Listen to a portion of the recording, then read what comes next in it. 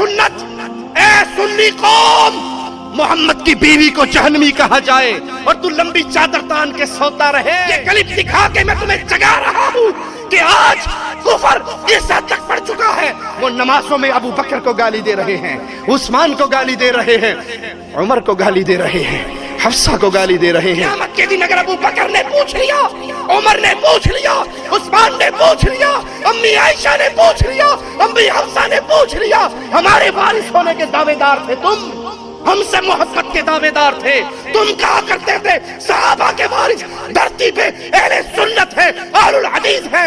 جب لوگ نمازوں میں ہمیں گالیاں دے رہے تھے تم نے کیا کیا تھا؟ رافضیت صحابہ کو گالی دینے کو اللہ کا قرب سمجھتی ہے۔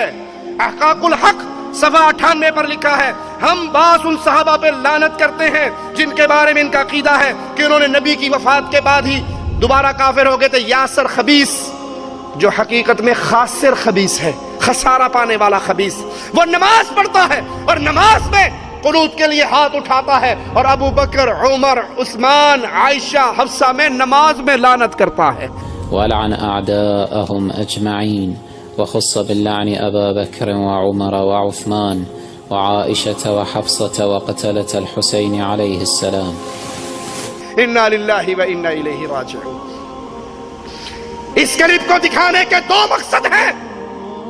اے حق کی تلاش کرنے والے، اے حقیقت کو ڈھونڈنے والے، کبھی نماز کے اندر محمد کے سسروں کو گالی دی جائے؟ ابو بکر صدیق میرے نبی کے سسر نہیں ہے؟ فاروق اعظم میرے نبی کے سسر نہیں ہے؟ کیا سسر کا مقام باپ والا نہیں ہوتا؟ کیا عثمان میرے نبی صلی اللہ علیہ وسلم کے داماد نہیں ہے؟ کیا عائشہ اور حفصہ میرے نبی کی زوجہ نہیں ہے؟ نماز میں ان کو گالی، جن کی عزت، جن کی عصمت، جن کی پاکیزگی عرش والا اپنے عرش سے بیان کرتا تھا، ان کو گالی دیتے ہو، نبی کے ساتھیوں کو گالی دیتے ہو اور اس کو اللہ کی قربت کا ذریعہ سمجھتے ہو۔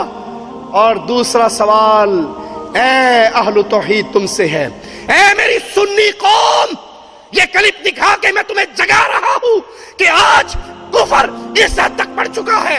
وہ نمازوں میں ابو بکر کو گالی دے رہے ہیں، عثمان کو گالی دے رہے ہیں، عمر کو گالی دے رہے ہیں، حفصہ کو گالی دے رہے ہیں، خدیجہ رضی اللہ تعالی عنہا ان کے رسول صلی اللہ علیہ وسلم کی زوجیت میں آنے والی بیویوں کو گالی دے رہے ہیں۔ آپ کا اور میرا کردار اس کفر کو روکنے کے لیے کیا ہے؟ کیا جواب دو گے؟ قیامت کے دن اگر ابو بکر نے پوچھ لیا، عمر نے پوچھ لیا، عثمان نے پوچھ لیا، امی عائشہ نے پوچھ لیا، امی حفصہ نے پوچھ لیا، ہمارے وارث ہونے کے دعوے دار تھے تم، ہم سے محبت کے دعوے دار تھے، تم کہا کرتے تھے صحابہ کے وارث دھرتی پہ اہل سنت ہے، اہل الحدیث ہے۔ جب لوگ نمازوں میں ہمیں گالیاں دے رہے تھے تم نے کیا کیا تھا؟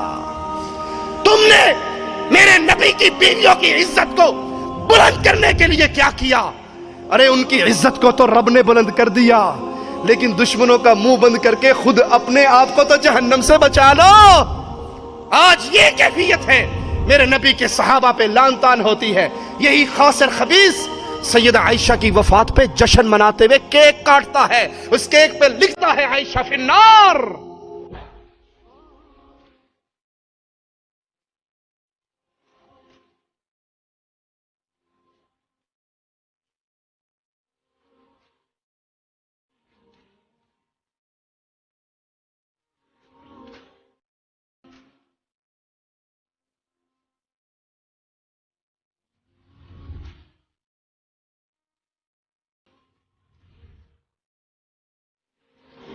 اہل سنت، اے سنی قوم، محمد کی بیوی کو جہنمی کہا جائے اور تو لمبی چادر تان کے سوتا رہے، مصطفیٰ کے پیارے ساتھیوں کو جہنمی کہا جائے اور تجھے اپنی دکان اور کاروبار سے فرصت نہ ہو، تیرا اندر کا ایمان تجھے جھنجھوڑ کر دعوت کے میدان میں نہ کھڑا کر دے، تیری غیرت کا کیا فائدہ؟ تیرے ایمان کا کیا فائدہ؟ تیرے مال کا کیا فائدہ اگر یہ مال امی عائشہ کی عزت کے دفاع پہ خرچ نہ ہوا؟